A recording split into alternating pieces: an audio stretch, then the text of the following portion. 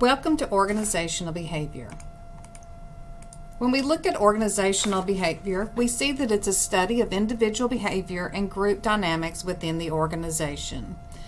It's also a study of organizational behavior concerned with the psychosocial, interpersonal, and behavioral dynamics within organizations. When we look at the models that go into it and look at organizational behavior, we have external and internal perspectives. Let's look at the internal perspective first. When we look at them, it studies the mind of workers. It's how we can understand their behavior when we know their minds. It also focuses on the thoughts, feelings, past experiences, and needs of the individual. But we also have to take in mind that there's an external perspective as well. That focuses on the factors outside of the person so they can understand their behavior. It concentrates on the external events, consequences, and environmental forces. When we think about organizational behavior, there is interdisciplinary influences that factor into it. We know that organizational behaviors grown out of contributions from numerous fields in earlier studies. The main one of that would probably be psychology, because psychology is the science of human behavior. We have individuals' behaviors. They were really looked at and developed in the 19th century by a medical doctor, and there's been a lot of specialized fields within that: clinical, experimental, military, organizational, that plays into it. But when we talk about psychology, we're talking about it's where we seek to measure, explain, and change behavior. And through the course of this class, we're going to be looking at you, and we're going to be doing a lot of assessments and trying to figure out the psychology of yourself.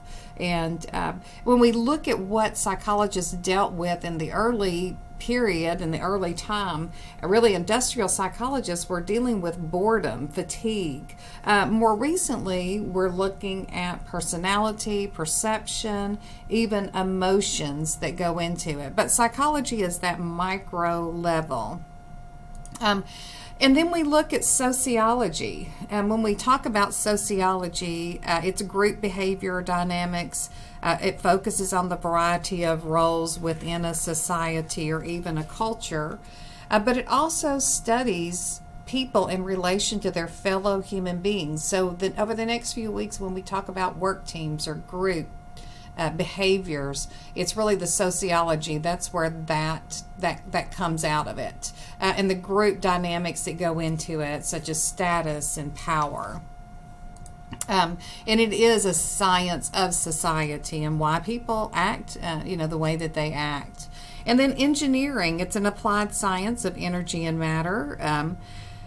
It's where we look at the design of work, and we're going to talk about Frederick Taylor. He took basic engineering ideas, applied them to human behavior at work. And again, this was an early influence when it came to an influence on organizational behavior. And probably the main reason that I like organizational behavior is that it's an applied science.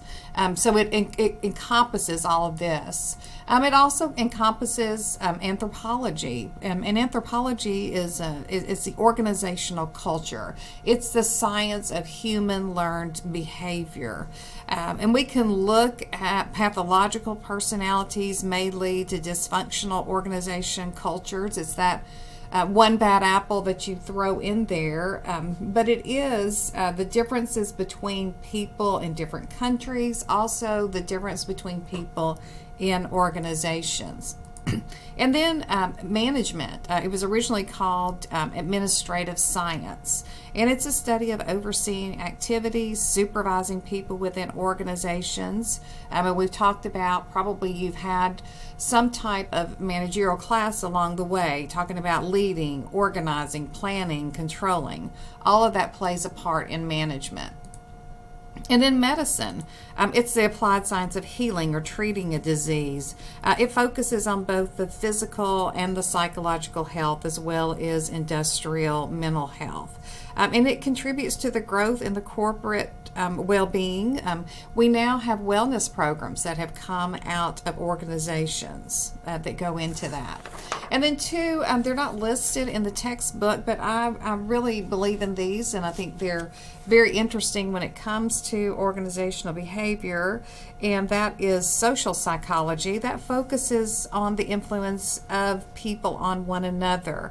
And it's really a blend of psychology and sociology. And that's where change comes into play and the change management that goes into organizational behavior. And then political science, and a lot of times this is overlooked, but it's a study of behavior of individual and groups within a political environment. And we know that there's political environment in our work groups and in our work teams. And this is where conflict, allocation of power, also manipulation come out of this. So let's talk about steps for adapting to change. The first thing you have to know is that organizational behavior always deals with change, and people see that as a threat. They often become rigid, they become resistant to change rather than open and responsive. Big changes disrupt people's habitual behavior. They force them to learn new skills, and a lot of times that can create discontent. So if we look at the steps, there are 4 of them. Have a positive attitude. Look at that situation as the glass is half full, not that the glass is half empty. Ask questions. There may be valid reasons for the change. All you need, or all your workers need, is clarification. And that is a lot of times, I think we get upset in management because people are asking us questions. It's like, this is what I said, so we need to do it. But if any of you have raised children, you understand that people need to know why. And if they can see the vision or they can understand it, they're going to respond better. And then listen to their answers. I can't stress this enough. Listen, listen, listen. Sometimes we're so entrenched in our way that we don't see the obvious. So we need to listen to our employees. And then be committed to success. Be part of the solution instead of being part of the problem. So let's talk now at identifying and looking at important system components of an organization, because organizations are an open system of interacting components. They include people, they can include tasks, technology, structure, and the 4 components are that: task, people, technology, structure. So if we look at this and look at this open system, we're going to see that the task, it's the mission and it's the purpose or the goal for even existing. The people, they're the human resources of the organization. On here it says actors, but and people do, we'll talk about it in the next few weeks, they assume roles. Technology is the wide range of tools, knowledge, techniques used to transform the inputs into outputs. And then just the structure itself, it involves a system of communication, authority, the roles, the workforce that goes into it. But the organization is a system, and that's sometimes we forget that component of it. So let's talk about formal and informal organization. Formal organization, it's official, legitimate, the most visible part of the system, and that's what we see. But there's also an informal organization. It's unofficial, it's less visible part of the system. The Hawthorne studies conducted in the 1920s and 30s suggested the importance of an informal organization. And later on in one of our modules, we're going to watch a video of the Hawthorne studies, and that's going to show how this study was shaped and how we looked at the informal organization in organizational behavior. Elements of a formal organization, we have goals and objectives. Most companies today work from this type of system, and they're very goal-oriented. There's policies and procedures that are going to go into the formal organization. There are job descriptions, there are financial resources, authority structures or chain of command, communication channels, products and services. And then let's look at the informal organization. There are beliefs and assumptions. The organizational culture, and all companies have some type of organizational culture. Their perceptions, there's also attitudes that go into that. Their values, feelings, and the feelings are fear, joy, anger, trust, and hope. There are group norms that play into that.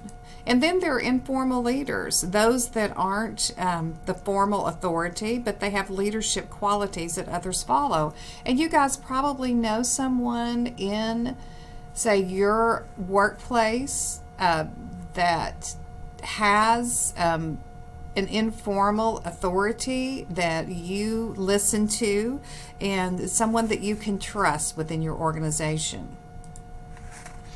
And then we'll end it there, and I'll start a new lecture on diversity in just a minute.